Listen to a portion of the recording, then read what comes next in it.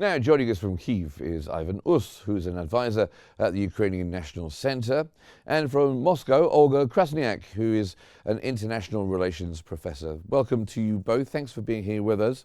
I'll start with you, Mr. Us. President Macron's plan includes a truce, air, sea, and energy infrastructure. Do you think this would be something that Ukraine could consider as a workable start? Greetings to you, Mark, and to all audience. Actually, we need to start from something. That's why President Emmanuel Macron really make a proposition that something should be a first step towards long-term talks. It's hard to say whether it appears to be true, appears to be in reality, because it is very hard when you have full-scale war to start the process of peace, because Russia has its own vision, Ukraine has its own vision, and we are not ready to sacrifice by Ukrainian territory. Russia are not ready to say that, oh, they forgot about changes to the constitution that they made. That's why I think that now it's only first phase, as I said, at the talks. But as for me, it's very hard to really find an agreement, because sometimes when Ukraine say that we are not ready to peace talks, it's not correct. We are ready to peace talk, but we are not ready to forget about more than 150,000 crimes committed by Russia and more than $1,164 damage that Russia made to Ukraine. And say that we start from the next page the story and forgot about previous, we are not ready. That's why it's a problem of the starting talks, but who knows, everyone understands that something should be at the beginning, and probably Emmanuel Macron proposition could be this beginning, and next days probably demonstrate whether it could be reality or no. Thank you, Mark. And what about you, Ms. Krasniak, then? This 1 month truce being proposed by Macron, do you think Russia would ever agree to such a temporary ceasefire or truce? No, of course not. I do not believe that Russia would accept this proposition. So first, it's not France or any European country, has a right, or maybe has a capability to make such type of proposition, because understanding that European countries, they are dependent on the security issue on the United States. So, and I do not think that either European country would come with a proposition which potentially can be accepted by Russia. And the second point about this a potential 1 month truce, so I do not believe Russia would take it, because we understand. So it comes out of maybe disparity of European countries, because we see that this military help, military support is somehow stopped coming to Ukraine, and of course Ukrainian soldiers, they wouldn't have much time probably just to fight, because who would support them? And in this case, maybe this proposition of 1 month, it's maybe just to recollect maybe some more weapons from European country or something else from somewhere else. And in this case, I do not believe that this proposition would ever be accepted by Russia. Coming back to you, Mr. Us, I mean, Ukraine, I'm sorry to say it, is in a bad way after America has suspended its military aid. How bad is it for Ukraine? And could Europe fill that gap? So actually, as for stop of military aid from US, it's news of the previous day. So it's just 1 day after that appeared, and now we could not say that the serious problems will be, because today in the morning I have talked with our soldiers that on the front line, and I asked them whether it's serious influence on them, and they said to me that for the last time they received military support from US in November. So actually it means that the US, of course, US aid, military aid played big role, but not a crucial one. And now they said to me that we have enough local sources. Ukraine changed its production, made it in more military way. That's why without US it will be rather problem for civilians, because the main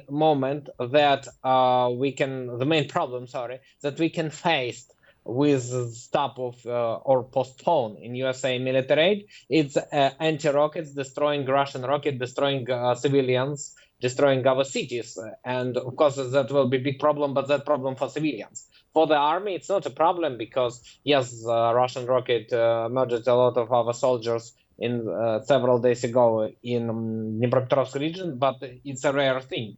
That's why our soldiers said that, okay, they're not problem because they have enough local weapon. They have deposits from US previous aid, and of course Europe should play more important role because you know that after Ukraine it will be Europe. Europe should understand that it's not the Ukraine is not the end of the story. That as German Council of Foreign Affairs said, that in case of Ukraine defeat, the war between Germany and Russia, it's a question of six or 10 years. And of course, Europe should understand that Russia will not stop. That's why Europe should activate its military production. 30% increase in military production in Europe for 3 years. It's not such a big figure, I think. That's why Ukraine, of course, talk with European partners, talk with Canada, talk with Japan, South Korea. So we have realized a lot. But after today's speech of Donald Trump in Congress, when he said about letter of President Zelensky, I think that it could be reason for resuming military aid for Ukraine. And of course, it's in Ukraine, we see that as a positive signal that US still in the game and still support Ukraine. Thank you, Mark. Okay, Ms. Krasniak, as Mr. Us was just saying there, he was saying that Russia will not stop with Ukraine. Next stop, the rest of Europe. Is that how you see Russia's plans? Absolutely not. It's one of the false narratives which Ukraine promotes in the last 3 years. It was one of these issues which Zelensky was mentioning when he was begging and asking for money, for help, for military support, for anything. And of course, European leaders, they understand Russia never had an attitude, to strike first. So because we see it as something different. And considering the issues of safety and security, and from the geopolitical perspective, Ukraine, it's a backyard of Russia. And Ukraine is considered totally differently, considering or comparison with European countries or anything. Because, well, it's our territory. Ukraine's never existed as a country, but for the centuries, it was our territory. Which we obtained for centuries ago. And in this case, no. So this narrative is completely false. And I understand that European leaders, they also understand this. But still, they have certain acts. They act in a way to contain Russia, also using this narrative, even they really understand. So Russia is not going to fight with Europe until its security will be undermined. Okay. I want to ask you as well, that's a very a Putin view of Ukraine being still a part of Russia based on very old borders. But I want to ask you, Ms. Krasniak, Macron mentioned that the truce would not cover ground fighting. Why do you think that is? Of course, when we think about the peace talks, we should understand, or diplomatic talks, diplomatic negotiations, we should understand what is happening in the battlefield, what's happening in the ground, what we see in the ground. Russia in the last 3 years is moving to the west of Ukraine, basically regaining our own territories. And we see here is no single example with Russia will be withholding, like critically withholding. It is not going to happen. And considering now with all these negotiations which have been happening in Riyadh, in Istanbul, so we see the situation in the battlefield is continuous. So Russia continues its offensive operations. And in this case, that would be the issue we need to start off. And Russia definitely is winning, and Ukraine has no chances. And this would be the decisive factor for peace talks between Russia and the United States. Okay, coming back to you, Mr. Us, then. What do you make of this coalition of the willing that Starmer has spoken about over the last few days? And who do you think might be part of it, apart from Britain and France? Who else might be a part of this coalition of the willing? And will it have any effect? Of course, we understand that Europe, seeing the position of US, that US played not such an active role. The United Kingdom tried to substitute the United States. You know that in the Ramstein group, it's a group of support of Ukraine, and before that, US was made leader on the previous administration. On the current administration, United States decided not to play the main role, but the United Kingdom is ready to play this role. So they formed this coalition, formed the agenda. As you said, France could be in this group. Of course, other European countries like Germany. Now we are waiting for Mr. Merz to become the chancellor of Germany. But not only European countries, because Canada, I think, could be there. And Turkey, don't forget about Turkey. Turkey is a country that has so many historic quarrels with Russia that Turkey can be an active player. And President Erdogan, he said that he's ready to send his troops to Ukraine. So, of course, it should be other troops from European countries, but at least Turkey is in second army in NATO after the United States, and Turkey could be a player. And another country that we should take into account is Japan, and especially South Korea. Because when Russia starts to use Northern Korea soldiers, for South Korea, it's a direct threat. Because South Korea understands that today Northern Korea soldiers help to Russia. It means tomorrow Russia help to Northern Korea. It's a very good motivation to South Korea, a very good military country with a very good military production, to be an active player in coalition in support of Ukraine. Plus Australia, of course, New Zealand. So at least we have several countries in different parts of this world that have direct interest, and that could form this idea presented by Keir Starmer, the Prime Minister of the United Kingdom, and appeared in Ukraine. So that's why, as I said, it's not the end of the story, and we will see what will be in this year. Do you accept that, Ms. Krasniak, that using North Korean soldiers in this war has brought South Korea into the mix? And also, what is Russia's problem with the peace plan, the Coalition of the Willing's peace plan at the European summit a few days ago?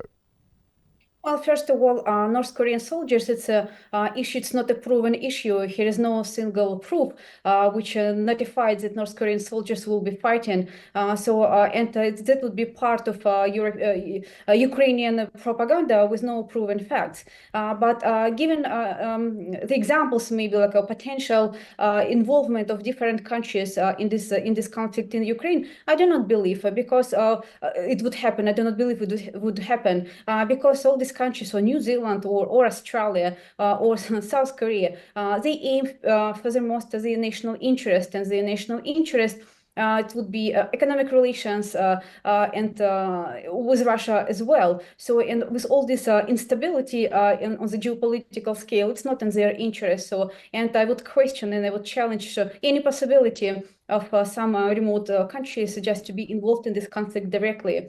So, but how Russia is open to the talks? Well, we've been open to the peace talks since the beginning of the conflict, and we all know that the first round of negotiations in 2022, which been taking place in Istanbul, Ukrainian side they did not go, so they decided to continue, and it presumably British influence of then Prime Minister Boris Johnson. It seems to be it was his influence just to continue the fight, and we see for the 3 years many things happen. And also considering the role for the United Kingdom in Ukraine. So we should mention about this agreement with the time of 100 years. And we do not know for sure what Zelensky promised to United Kingdom. So what kind of mineral resources, what kind of territories, we don't know what would be maybe a secret agreement under this agreement for 100 years. But definitely Ukraine cannot be considered as a sovereign state. So it's proxy, it's American proxy, British proxy, but definitely it is played in the hands of different countries. And Mr. Us, I mean, European leaders have emphasized Ukraine's sovereignty, but isn't the reality that whatever happens, any peace negotiations is going to involve Ukraine having to give part of its territory, a substantial amount, to Russia? Of course, such idea happened, but as I said, Ukraine is not ready for that. Our partners, I mean, European partners, Turkey, constantly repeat that they support territorial integrity of Ukraine in borders after returning to our independence in 1991. So some people said that Ukraine appeared in 1991. No, we actually appeared in the 8th or approximately 8th century, several hundreds years before Russia, actually. That's why when Russia said that Ukraine, the traditional part of Russia, no. When Ukraine appeared, there was no Russia at all. So that's why our partners understand that, European partners understand that, Turkey understand that. And of course, when we're talking about our borders, we meaning borders of 1991. Actually, we are ready to return Suja and part of Kursk region to Russia, because Russia constantly forgot about the fact that some part of Kursk region under Ukrainian control for more than half a year. Actually, if you switch on Russian television, such a feeling that they forgot that they have such a territory. I understand Russia because it's easier for them, but nevertheless, Suja still under Ukrainian control, and actually a lot of Ukrainian language people living in Kursk region, and Ukraine take into account this fact. Nevertheless, we are ready to say that it's not Ukraine, and we're ready to return to Russia. So, but returning to territory, of course, as I said, partners can talk about some temporary ways for concluding peace, but not recognition of those territories as Russia, as our partners, I mean Western partners, never recognized the occupation of Baltic countries by the Soviet Union, and of course Eastern Germany, and they always recognize that Germany is a single. And when after big problems in the Soviet Union economy that led to break the Berlin Wall and then union of Germany's, of course, it's the same situation can be in Ukraine when some temporary decision that, of course, let's make peace and Russia, let's control territory that they control, but not more. But this territory will not be recognized either by Ukraine or by European partners as a Russia. Thank you, Mark. Okay, and Mr. Krasniak, one of the ideas put forward by the European leaders was an assurance force to prevent future conflict. How do you think Russia would see this?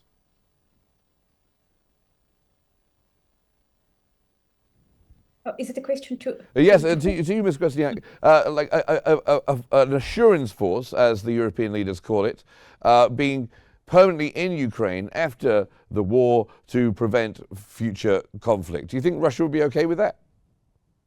Well, Ukraine can do nothing without anyone's support, and Russia can do by its own. And that would be questions about Russia's position, and Russia's position is very clear. And what Russia wants, it was notified and explicitly mentioned many times by our President Vladimir Putin. So it's a neutral status for Ukraine. We would not accept the deployment of foreign troops. It's a non-attendance of Ukraine in NATO. So because all these things, they're well known. So, and Russia, that would be a decisive power in these peace talks, of course, with the United States as a geopolitical leader and the most important supplier of weapons and financial help. So, and in this case, it's not Ukraine, not even any other country who would be, just to make a decision about Russia's stance and what to give Russia. So it would be Russia to decide. And what we want, it was explicitly said.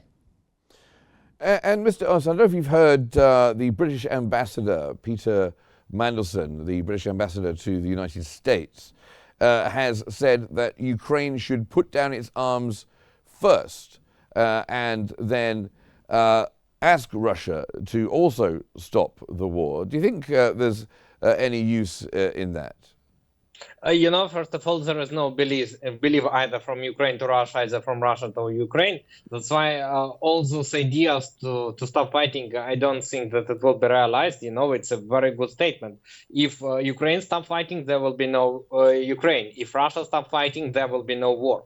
And the Ukraine constantly repeats that we don't want to conquer Russia. We don't need even Suja and part of Kursk region. We are ready to return, but let's Russia return our land to Ukraine. Of course, Russia say no, but it means that, as I said, half a year we controlled part of Kursk region, and I think that Ukraine for more than 3 years, actually, depending its independence, depending the global democracy. As for me, as the former Deputy Prime Minister of Canada, Chrystia Freeland, said yesterday in an interview to a US TV channel, that Western partners should understand that it's not the relationship between two countries, it's a relationship between the global orders that exist and attempt by Russia to destroy this order. Okay. Well, I'm going to have to cut you off there because we're just out of time, but it's a pleasure to have you both on the program. Ivan Us, advisor at the Ukrainian National Center, joining us from Kyiv, and Olga Krasniak,